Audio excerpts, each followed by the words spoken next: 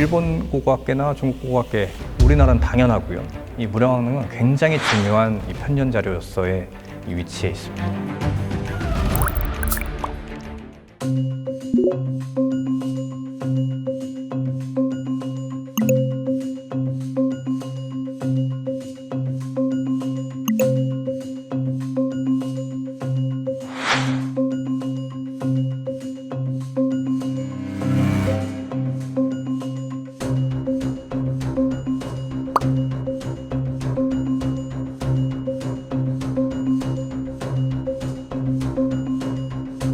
하나하나 보면은 굉장히 이야기거리가 많은데 하다 보면 끝도 없습니다.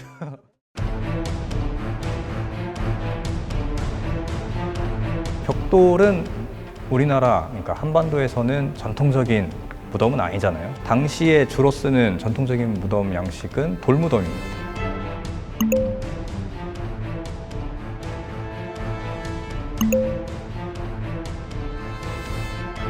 이런 벽돌 무덤을 쓰는 것부터가 무령왕의 권위를 드러내면서도 왕실의 권위, 그리고 후계자인 성왕의 권위를 드러내는 거고요. 나는 쓰는데 너는 못 쓴다 해서 권력은 적나라하게 드러납니다. 기존에 안 만들던 구조의 무덤, 안 쓰던 재료를 써서 무덤을 만드니까 아무래도 양나라로부터 좀 기술을 이전받거나 기술자가 왔었을 것 같은데요. 최근에 이제 왕릉원 29호분에서 아주 결정적인 자료가 나왔습니다. 보면은 건업 사람이 만들었다. 건업은 송권? 예, 제 또래 남성분들은 누구나 다 아는 도시 이름입니다. 지금의 이제 남경인데 이 삼국지 게임 하다 보면 이 손권이 이끄는 오나라의 수도가 건업이잖아요. 그렇죠. 건업에서 기술자가 와서 이렇게 도와준 거죠. 중국에서 온 사람이네요, 그러니까. 이제 기존에 안 하던 거 하려고 하면 쉽지 않습니다. 그러니까 그만큼 중국이랑 이런 시기에 교류를 했다는 거잖아요. 중국이랑 교류는 계속했죠. 예, 특히 남조와 백제의 관계는 끈끈합니다. 한편으로는 고구려를 견제하는 의미도 있을 것 같고. 그래서 백제는 사실 외교에 굉장히 신경을 많이 썼고 선진 문물을 받아들이면서도 이 국내에서의 권위도 국제적인 권위를 드러낼 수 있는 거잖아요. 벽돌 자체가 이제 연꽃으로 장식된 화려한 모습을 하고 있고 이 무덤을 비추기 위한 벽감이 있었어요. 거기에 등잔들이 있었습니다. 그 등잔들은 실제로 불을 붙였던 걸로 보여요. 실제로 기름 성분이 나옵니다.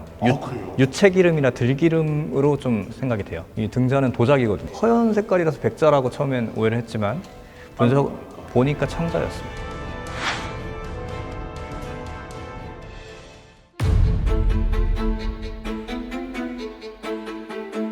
제일 처음 그럼 조사단에 눈에 띄었던 유물은 어떤 거예요? 무령왕릉 자체 구조적으로 보면은 입구에는 이 제사상이 먼저 보일 수밖에 없는 상황이었을 텐데 거기에는 이제 청동으로 만든 완도 있고 중국제 도자기 그리고 숟가락이 이렇게 있었을 겁니다. 방으로 들어가는 문에서도 나오고 왕과 왕비의 관 앞에서도 보여요. 숟가락 젓가락들이 나오기도 하고 뭔가를 담았던 그릇도 나오고 수입병도 나오고 이 접시 위에서는 은어라고 불리는 물고기 개체가 나오기도 했어요. 이런 것들이 좀 재밌습니다.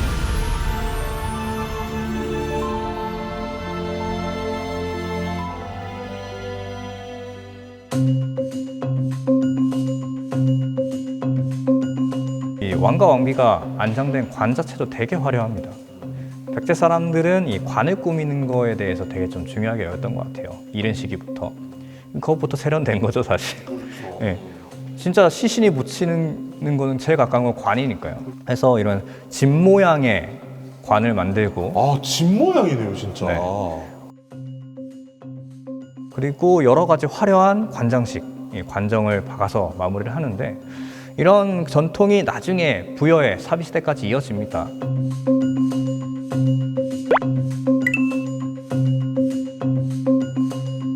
모왕의 릉으로도 비정되고 있는 대왕릉에서 나온 관도 그렇고 능선리에서 나온 관들도 되게 집 모양인데 관을 신경 써서 만든 겁니다. 그냥. 네. 이런 관념 자체가 뭐 다른 나라에도 있었을 수 있지만 한반도에서는 백제가 가장 강했다.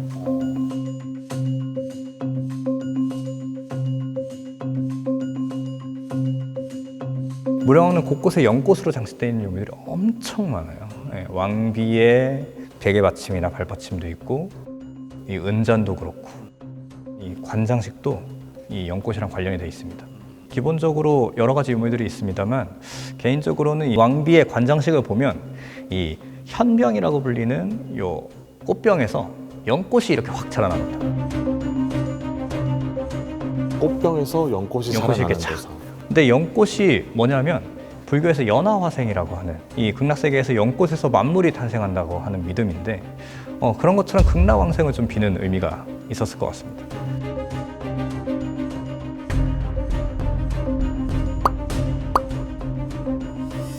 실제로 썼던 것들입니까? 사실 뭐 스파이크가 박힌 신발 자체는 군사용 물품으로도 썼습니다. 고분벽화에서도 나오고 스파이크만 달린 아이젠 형태의 유물들이 삼국시대 큰 성이나 성곽들이나 아니면 무덤에서 일부분 나와요.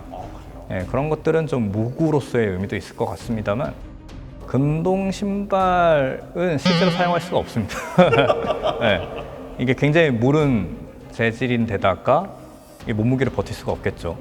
그런데다가 너무 크잖아요. 이거는 어지간한 뭐 펠프스 이런 사람도 신을 수가 없습니다. 그래서 죽은 사람을 위한 장례용품으로 보는 게 맞아요. 실제로 한성백제 때부터 지방의 큰 무덤에서 금동 신발이 많이 나옵니다. 백제 왕실에서 만들어서 장례용품으로 쓰라고 줬을 거예요. 왜 그렇게 크게 만든 거예요? 장례용품이니까요. 뭐 딱 맞춰서 하기보다는 어쨌든 그리고 염을 하지 않습니까? 네. 그런 의미가 있을 것 같고요.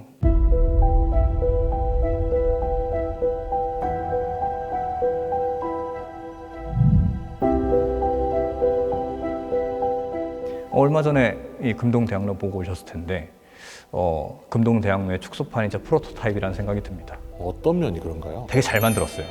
세 가지 파츠로 구분이 됩니다. 잔받침, 잔, 뚜껑. 근데 세 개가 딱 맞아요. 이렇게 딱 안정적으로 됩니다. 근데 이 새겨져 있는 거 보시면 바닥에는 가운데에 이 연꽃이 새겨져 있고 그 사이를 여러 가지 신성한 신수들이 뛰놀고 있습니다. 가장 대표적인 게 이 꽃을 들고 있는 인면조신이에요. 신선세계를 표현을 한 겁니다. 잔으로 가면 용 3마리가 이렇게 둘러져 있어요. 용이 3마리가? 네. 용이 새겨져 있고 뚜껑으로 가면은 위에 연꽃을 중심으로 한 4개가 이렇게 배치가 되어 있고 그 사이사이에 다시 또 신수들이 그려져 있습니다.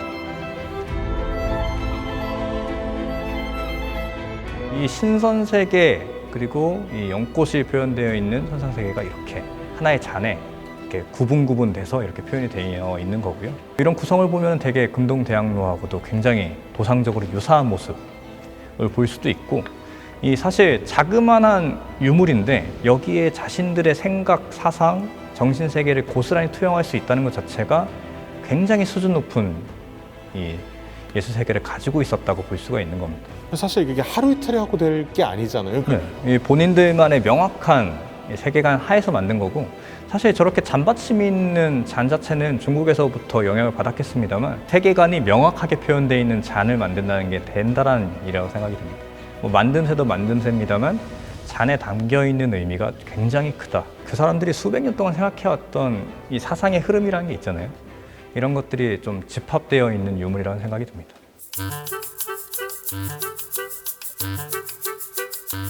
왕비가 직접 썼었던 것으로 보이는 것들이 많이 나오는데 특히 저 은팔찌는 남성분들이 살 수가 없습니다. 1대1 사이즈로 만들어 봤는데 어떻게도 안 들어가요. 여성분들 중에서도 들어가시는 분들이 그렇게 만들 것 같아요. 손목이 가느신 분이었던 것 같고 그거는 도저히 찰 수가 없는 크기의 팔찌줄도 나옵니다. 그래서 혹자는 어린 시절부터 쓰던 걸 묻은 거 아니냐라고 하는 경우도 있어요. 작은 팔찌들 같은 경우에. 왕비의 팔찌를 보면 장인의 이름이 새겨져 있어요. 네. 이 달이라고 하는 장인이 대부인을 위해서 만들었다고. 대부인. 왕비인 거죠. 근데 이게 만든 게 왕비가 죽기 전이에요. 좀 쓰던 거였을까요? 쓰던 겁니다. 굉장히 좀 아끼시던 것 같아요. 하고 또 재밌는 유물은 왕비의 허리춤에서 조그마한 유리 동자상이 어린 아이의 모습을 한 이 유리로 만든 동자상들이 나왔어요. 중국에서는 옹중이라고도 부르는데 이 허리끈의 끝에 이렇게 매달아가지고 이 악한 기운을 쫓는 의미를 가지고 있다고 해요. 부적 같은 거죠? 네, 부적이죠. 네. 부적들이 나오는데 되게 귀엽게 생겼습니다. 그것도. 저 아까 사실 저희 찍기 전에 저랑 봤는데 요즘에 애들 보면은 가방에다가 키링이죠, 키링 키링. 같은 거 네. 달고 다니잖아요. 네. 그 생각이 들더라고요. 이 왕비의 애착 키링.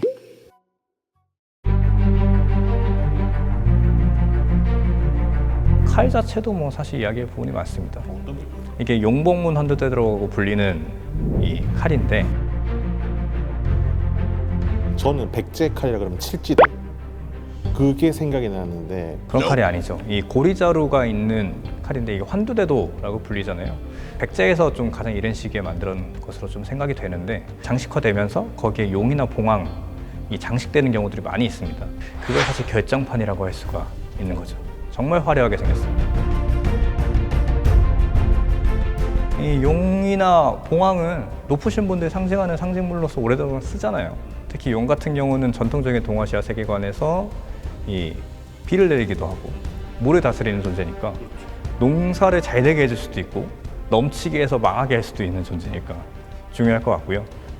봉황도 뭐 사실 오늘날에도 마찬가지잖아요. 대통령실 휘장 대통령기 보면은 봉황의 암수가 이렇게 딱 있지 않습니까?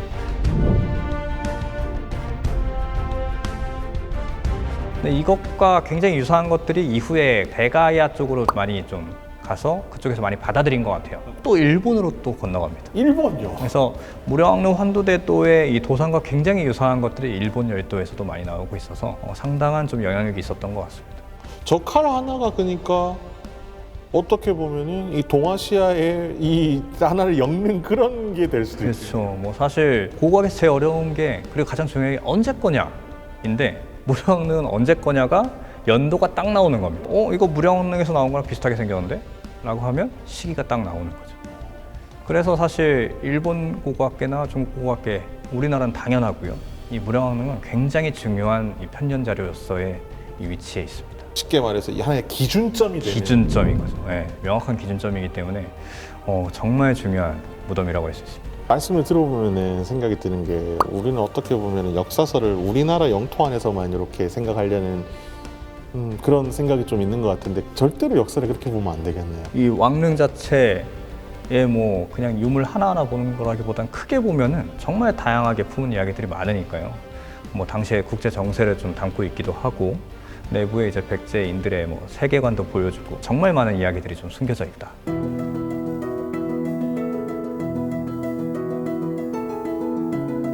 공주박물관이 이 무량왕릉 유물을 보시기 위해서 오는 건 당연하게 하셔야 될 일이고요. 공주박물관이 또 중요한 건 이 충청권역 수장고라는 국내 최대의 수장고를 가지고 있습니다.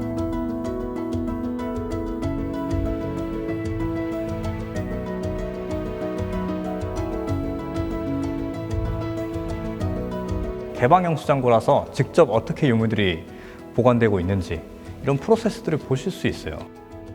바로 근처에 있는 무량왕릉과 왕릉원에 가시는 걸 추천드립니다. 저희가 지금은 무량왕릉을 들어가 볼 수는 없습니다만 똑같은 사이즈로 이걸 재현해 놓은 게 전시관이 있습니다. 다음으로는 역시나 이 무량왕을 모셨던 정지산도 걸어갈 수 있거든요. 이번에 최근에 정비를 해가지고 딱 시야가 트여 있으니까 보기 좋고 다음에 이제 공산성 한번 가보시면 근데 한 바퀴 둘러보시려면 이 상당한 체력을 요합니다. 그리고 아래 내려보면 이 무량왕의 동상이 있어요. 탁 교시를 하고 있는 느낌의 동상이 있고 비밀입니다만 돌아간다고 합니다. 아, 이 동상이요? 이 동상이 돌아간대요. 공주가 뭐 큰 도시는 아닙니다만 다행히 이 무량왕과 웅진백제 임금님 덕분에 볼거리가 많아서 한번 찬찬히 보시면 좋을 것 같습니다.